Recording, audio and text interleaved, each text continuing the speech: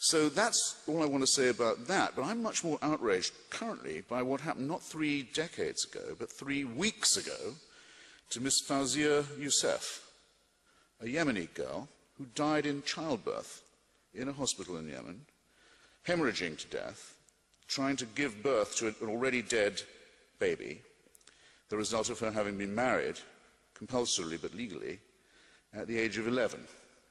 That's what happened to Fawzia Youssef on our watch. She died in childbirth, trying to give birth to a dead baby. Husband 3 times her age, who was legally married to her, as it's estimated 1/4 of the young womanhood of Yemen already is. Married at the very, very latest by the age of 15. And though there have been moves in the Yemeni parliament to raise the age at which a young lady may be betrothed, these moves have been blocked, even as recently as last September after this outrage, by a political party, which I will not tell you the name of this political party, but it is not the Yemeni Secular Party. In Iran, the age of consent doesn't come up, by the way, because there is no consent to any sex outside marriage in Islamic society in any case, and many kinds of it are punishable by death. But the age at which a young girl may be married was moved up finally. The Islamic Revolution put it back to 9. I think it was moved up to 11, which you might say was progress of a kind. Now, you see, this isn't just backward countries we're talking about. And let's not beat about the bush. The Prophet Muhammad was betrothed to his favourite wife Aisha when she was 6. It wasn't thought fit that he could marry her then in the full sense of the term, but he put it off till she was 9. And across a vast swathe of the world, worse things than Roman Polanski has even thought of doing are done as a matter of law and of course, and in the name of, no, not in the name of, but because of the preachings of God's anointed.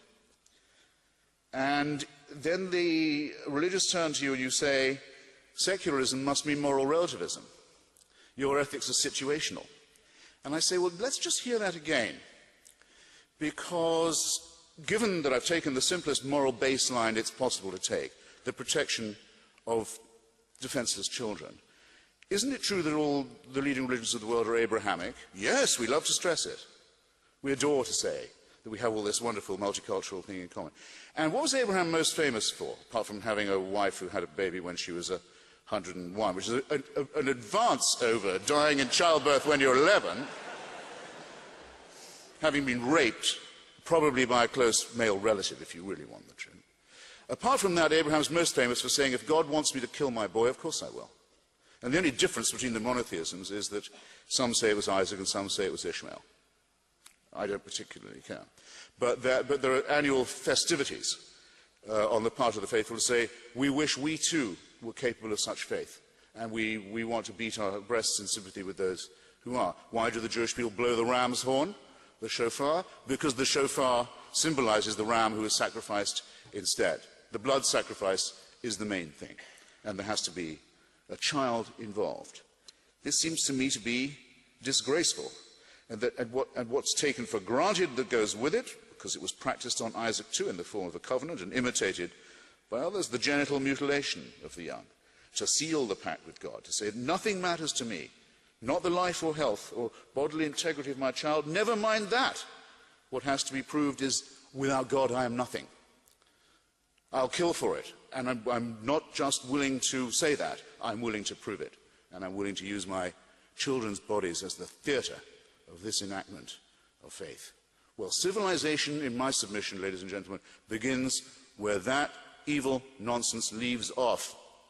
And we have to advance the time when more and more people will be able to civilize themselves by outgrowing religion and leaving this awful nonsense behind. And with that,